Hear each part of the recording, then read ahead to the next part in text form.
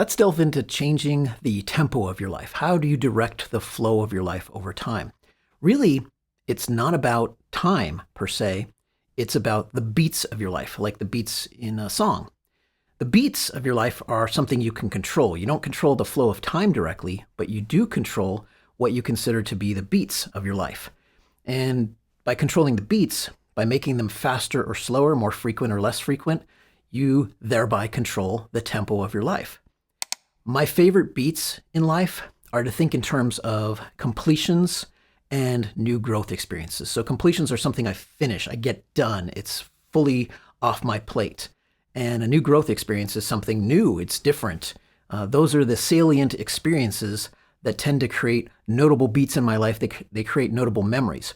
Things that are not beats for me, in that they don't really give me a sense of faster or slower pacing in life, if I do them more often or less often, are things like answering emails, doing Zoom calls, even though I do a lot of those, random tasks from my to-do list, checking things off. Doing those faster or slower doesn't really give me a sense of having a faster or slower pacing overall in life. Spending more time at work, paying attention to world events, watching more movies, traveling, even that doesn't really seem to control the flow of my life, at least my perceived pacing of it. What I found really interesting about trying to speed up or slow down the pacing of my life is that it required really just zeroing in and focusing on a few core aspects of life that I consider to be my beats, and that can change over time. So at this time in my life, I would say some of the key beats I'm focusing on are the rate at which I'm able to create and publish new videos. Also, the rate at which I'm able to complete and finish home projects like home repairs, home maintenance. I have some plumbers coming later today to do a mainline replacement project in my front yard, which is a big project. So big or small, completing some of those home projects could be a small maintenance task, could be some larger home upgrade task, but getting those done does give me a sense of faster or slower pacing. As I do more of them, I notice the home around me is changing faster. And as I do them less often, I notice the home is staying more stable and not changing as much. Or I feel the sense of those lingering tasks hanging on for a while. And it does create a sense of faster tempo when I'm closing out and fully completing more of those projects. And a third thing that really I've been focusing on more lately, especially this year, in terms of being a critical beat for me, is how often I'm doing local, in-person social outings, especially with really interesting, conscious, people, connecting with them. That could be, anything from a coffee date to doing like a plant medicine ceremony together. And so the more often I do those, the faster it feels like my life is progressing. And when I do those less often, I really feel like life is slowing down. Now, there's not a mandate here to have to speed up or to slow down per se. The key is that you get to control the rhythm of your life. If you can grasp what the key beats are for you that give you that sense of rhythm and give you that sense of tempo, and you get clear about what you want to control in terms of directing the flow of your life. And when you know what those beats are, you can choose to do them more often or less often. So I can slow down my life by creating videos less frequently. I can do social outings less frequently. I can do home projects and finish them less frequently. And that will make it feel like life has a slower and calmer and more relaxed pacing. Conversely, if I speed those things up and do those more frequently, it feels like life has a faster rhythm, has a faster beat. And so by putting those aspects of my life under conscious control, I'm now essentially the drummer of my life. I can control the rhythm of it.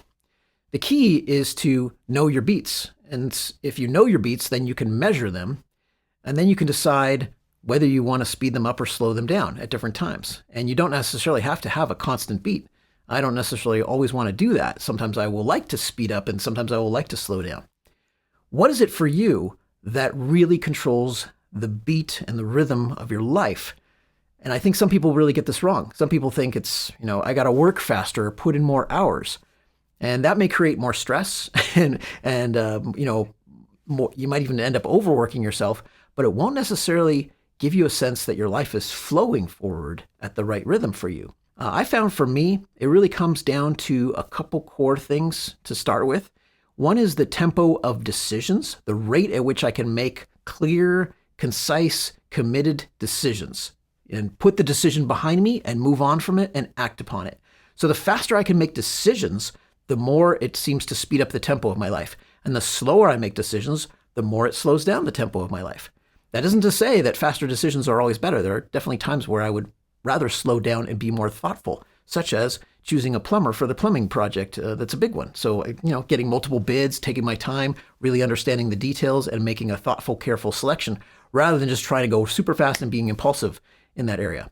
Other times, it is better to just go faster and get on with it and not waffle and not stay in the land of indecision. The other one is the tempo of completions. So getting something fully 100% done and finished and off my plate. The more completions I get with a smaller project, a bigger project, the faster it seems to control and direct my tempo. So I found by focusing on those two areas, really two key areas, decisions and completions, and then getting more specific about them and saying, okay, decisions related to creating new videos and completions related to creating new videos, a completion specifically being publishing the video. Now it's off my plate. That helps a lot. And the same thing with, home projects, the tempo of decisions and completions there. And the same thing with social outings, making decisions. Am I going to go to this one or not? Making invitations and then accepting invitations and also actually doing it, going to it. With blogging, which I've been doing for many, many years, I found that I could control and direct the flow of my life by essentially how frequently I would create and publish new blog posts. And I got into a really nice rhythm for many years where, I'd come up with an idea in the morning and often have it published by lunchtime. So I found that it was a death to an idea if I sat on it for a while. Generally, I wanted to get the idea expressed, even in an imperfect form, and get it out there and get it published the same day I came up with it. With video, it's a lot trickier to do that because I like doing some editing and, a little bit of effects here and there. So it takes me a lot longer. So I'm not at the point where I can do daily videos unless I really lower the quality of them. I have done a 30-day challenge of doing YouTube videos. I think it was back in 2017 while I was water fasting too. And those are on my YouTube channel if you want to see that. But then they also have bad lighting, bad sound, and so on. And so I didn't put as much attention to the details. There's a sacrifice to be made there.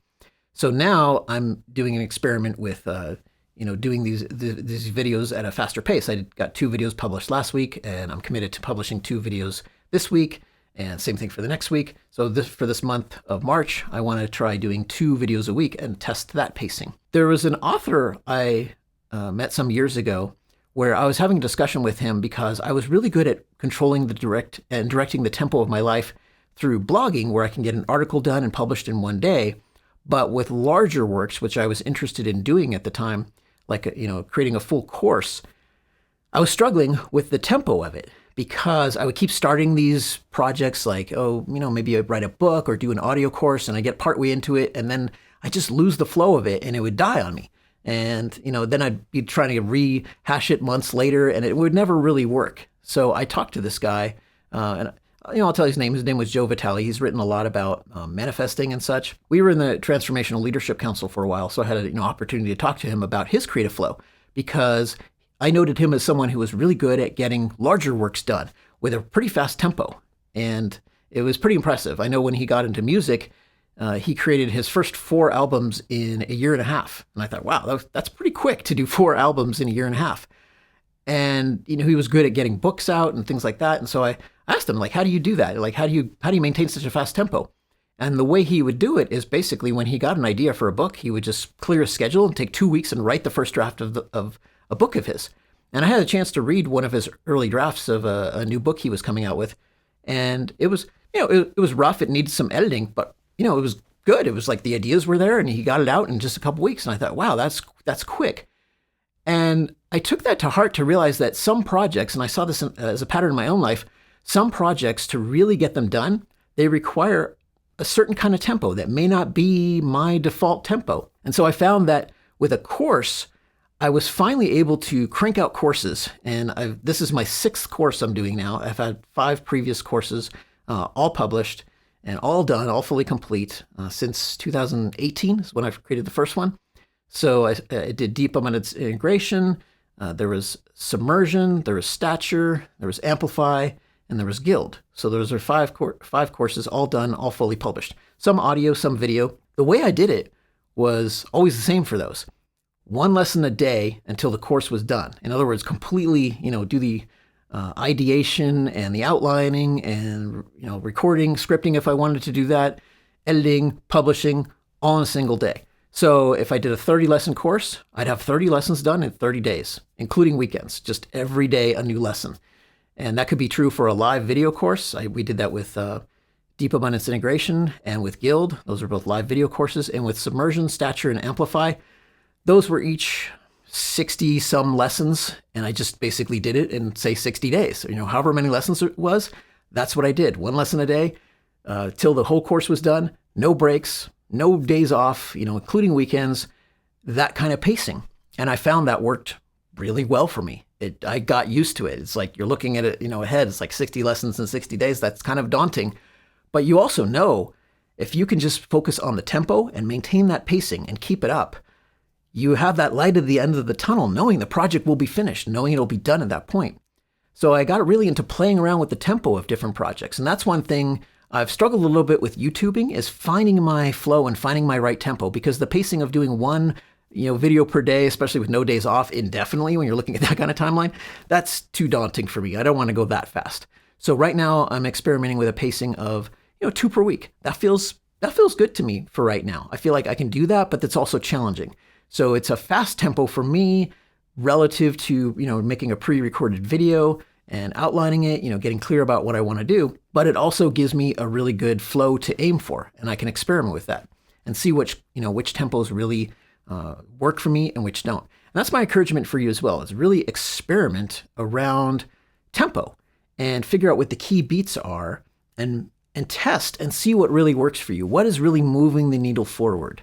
Okay, I know that a faster pace of creating videos will speed up the sense of flow in my life, especially creatively. I have a lot of other things going on the side, like doing, regular Zoom calls and Conscious Growth Club and being very active every day there. So it's a challenge sometimes to slot these other things in.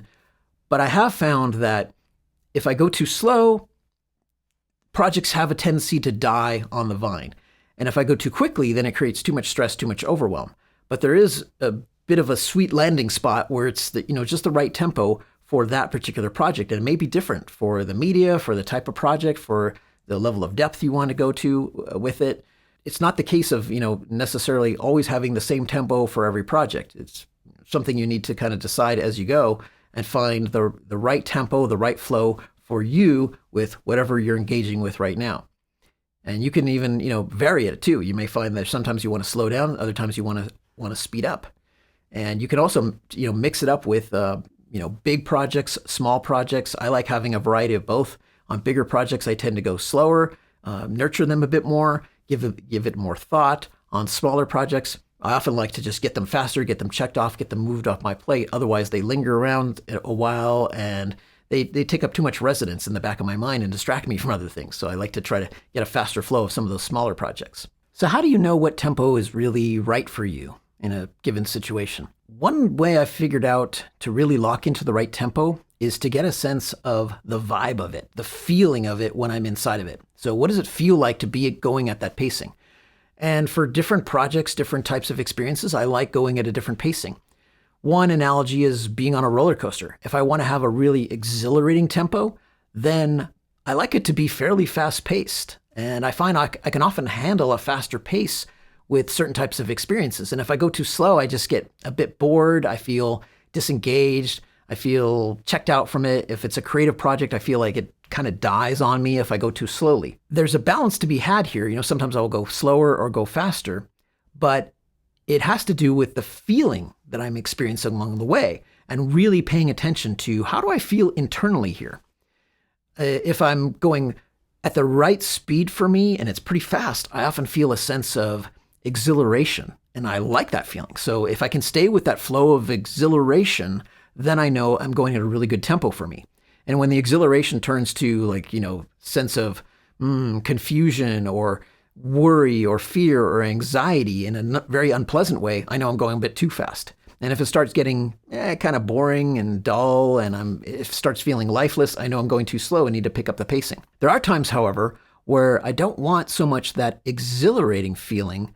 I want the feeling of having kind of a slow savoring kind of vibe, like sipping an espresso in, at a cafe in Rome or something, where you're just taking your time, enjoying the conversation. You're having a thoughtful and immersive experience. There are times where slow is just delicious, to me. I really enjoy the feeling of going at a nice, slow, relaxed, easygoing pacing, very chill, and that's the kind of vibe I want to have. And so if I'm enjoying that kind of flow, then I want to stay with that kind of slow pacing. At different times in my life, I've learned lessons about what kind of pacing works really well for me in different contexts. And I generally find it's really best to focus on my own feelings rather than say the default pacing that may be prescribed by other people or by society. Like in the USA, it's common to go through 4 years of university and go to college for that long. And I tried that. And the first attempt I made at college, going with the 4-year pacing, I only lasted 3 semesters and just barely. I got kicked out. And when I was doing all these things on the side, like shoplifting and playing poker late at night, drinking a lot, and what I realized is I was trying to create more exhilaration. I was trying to create a faster pacing because the classes I was taking were dreadfully slow and dreadfully boring. And that was just not how I was interested in educating myself. I couldn't go at such a slow pacing. I tend to be a pretty fast learner. And so the dreadfully slow pacing was just glacial for me, and it was killing my spirit, my soul, my energy. It was the opposite of exhilarating. And it wasn't something I wanted to savor at that pace either. It was just too damn slow. And so after getting kicked out because I wasn't going to class because it was just too boring, I took a year off and got a job at a video game store, and then decided to circle back and try, starting over as a freshman at university again, different school. And this time I set the pacing myself. And I thought, I feel ambitious. I feel like I want to go faster. I want to do this at a different pacing that's my own. And so I took on the challenge of seeing if I could get a 4-year degree in 3 semesters. So a year and a half instead of 4 years to do it. And I blasted through it, and I made a lot of, time management decisions, but it was so exhilarating and really interesting, and ended up with not just one 4-year degree, but actually 2, computer science and mathematics, in that 1.5 years that I went to college that second time. And that was a very different kind of lesson for me. It showed me that I can't go by other people's pacings, that sometimes I just need to set my own pacing. A really interesting movie to watch about this is the movie Whiplash. And J.K. Simmons plays a character in the movie where he's a music teacher, and a really harsh one. And he keeps saying to this student who kind of becomes his star pupil, but in a somewhat abusive way. He keeps saying to him, "Not my tempo." And the student's a drummer, and he's the student's practicing and playing drums till his hands are bleeding and stuff. And the teacher's like, "Not my tempo, like not fast enough still." And so he's really pushing that student. Well, I like that line from the movie, "Not my tempo," where it keeps reminding me to ask that question: is this my tempo or is this not my tempo? And there's been a lot of times in my life where I keep noticing this is not my tempo. This is too fast. This is too slow. And I have to slam the brakes or hit the accelerator and not be so attached to other people's pacings or the default pacing. Is like really choose for yourself. That's a real key to get the right tempo. Even if you have work assigned to you, you can ask to have it sped up, slow down. You can switch jobs. Having a job and letting someone else dictate the flow of tasks to you is also a choice. You can choose that, and if you don't like the tempo of your job, you can change that. I've known some people who've had a dreadful experience with the pacing of their jobs just being all wrong for them, and so they made the decision to switch jobs and go somewhere where the tempo was more aligned with what they wanted. Maybe they wanted faster, like hustle culture, but I know some people hate hustle culture. They don't want to go fast and have all this, work piling up on them constantly and the constant stress and the anxiety of that. Some people want to go slow and have more thoughtful work. When people switch and find the right pacing for them, they love it. And then when that pacing falls out of alignment with them, they can either renegotiate and say, "I want to go faster," and tell their boss about it, change up the pacing. And if you have an employer who's accommodating, great. The one that will accommodate your pacing, that's gold. Stay with them if you like the work, and change up the pacing as you see fit. And it doesn't mean you have to be paid less if you want to go slower, because sometimes slow work pays better. It can be very thoughtful work. Putting in thought into the strategy, making really good, clear decisions. That can all take time, and it can go to slower pacing, but it doesn't have to blow you out of the job market. You don't have to go the hustle culture route if you don't want to. I'm not personally into that myself. The wrong tempo, you'll find, just kills the flow. It kills the energy in your life. It takes it out of your best frequency range. It's like we're vibrational beings too, and we have to align the flow of our own energy, with the flow of the tasks and projects and experiences. And if you can't handle that, the flow that's coming to you, change it. You're capable of doing that. You can change the flow. You can, tune yourself out from things that are just too fast, and tune yourself into things that are just the right flow for you, or tune out from the things that are too slow, and find that desired pacing that works for you. It's not always the case that slower is better or faster is better. It's what's right for you right now. You get to choose. Now, once you've chosen your desired tempo, you're almost certainly going to have to defend it, both against internal incursions and external ones.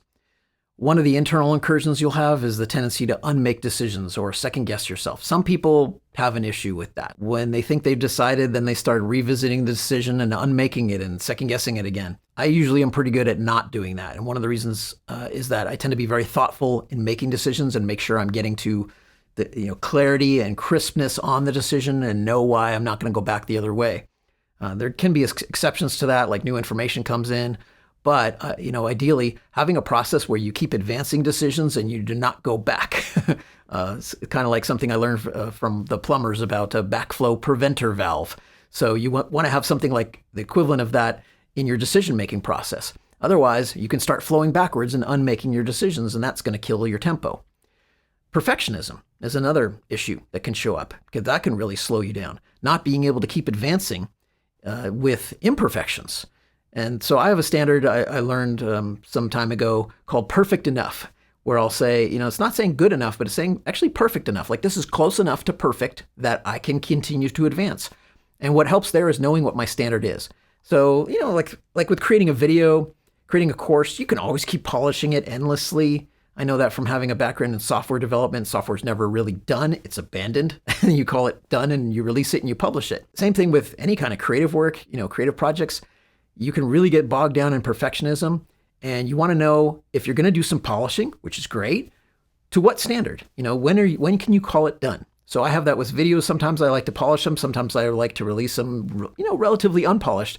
And what do I want to do up to what point where I'm going to say this is perfect enough, and now I ship it, I release it, I publish it. Loose ends can be another thing that can kill your tempo. That was something I struggled with for quite a while.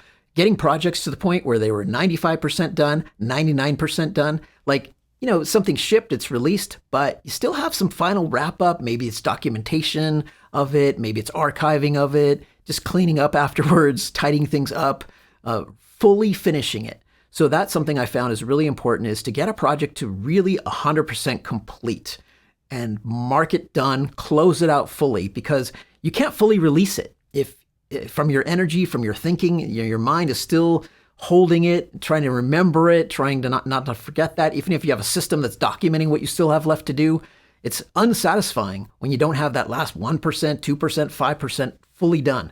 So I've gotten better at sticking to projects to get them fully 100% complete, because that really helps with the tempo. When I've fully done, completed all of it, and the last details are attended to, and now I can completely let it go and basically forget it. Like let go of the energy of it, stop thinking about it, and move on to something else. That helps me go faster. Otherwise, you can end up getting really niggled by all these little 1%, 2% things left on multiple projects and never really feels complete. And part of your mind is still, tending to those projects in the background, thinking, oh, I should do this last little detail. So yes, do those last little details, get them done as much as possible, or just basically say, I'm declaring it done. I'm not going to do those details ever, and it is done, and just move it off your plate. You got to make a decision there. Are you going to do those details or not? And if you are going to do them, get them done and get that project fully completed, whatever it takes.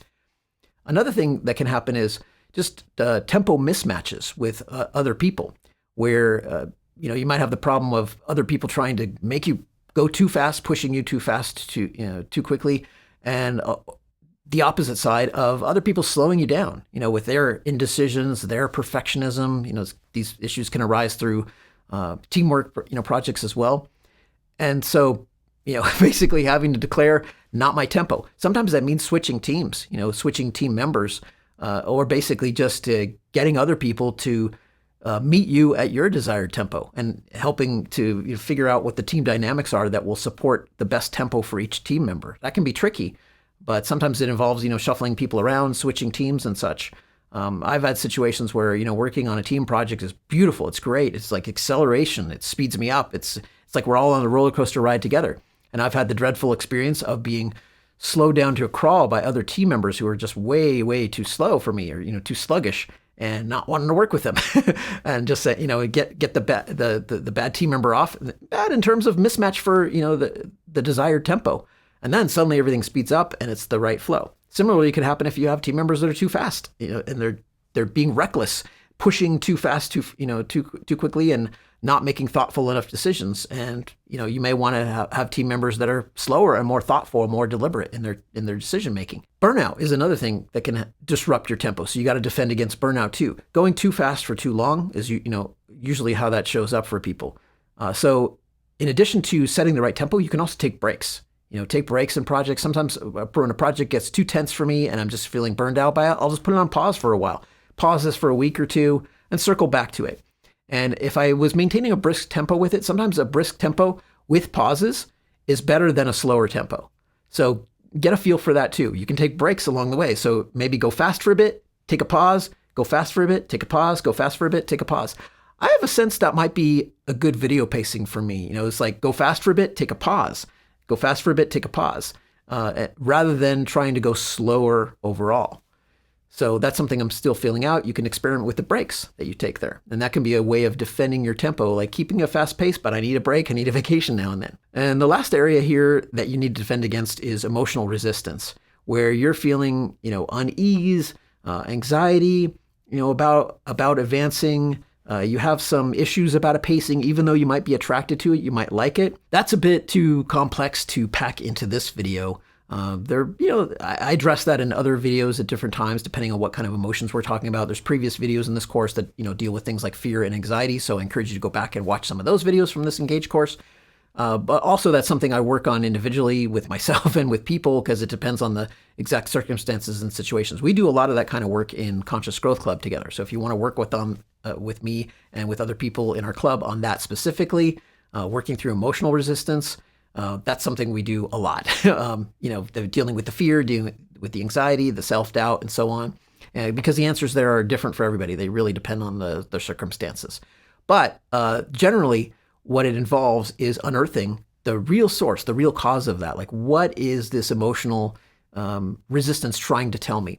I found, for instance, in working with a plumbing project in my front yard that's going to be started today, just choosing the plumber made me feel uneasy. And I realized it's like I didn't understand the project well enough. I had a lot of ignorance about it. I didn't know what it was supposed to cost. And so I took my time with it. I went more slowly and, dealt with the emotional resistance and kept going until I got to a point of, switching from confusion to certainty, switching from a lack of confidence about the project to feeling very confident about the project.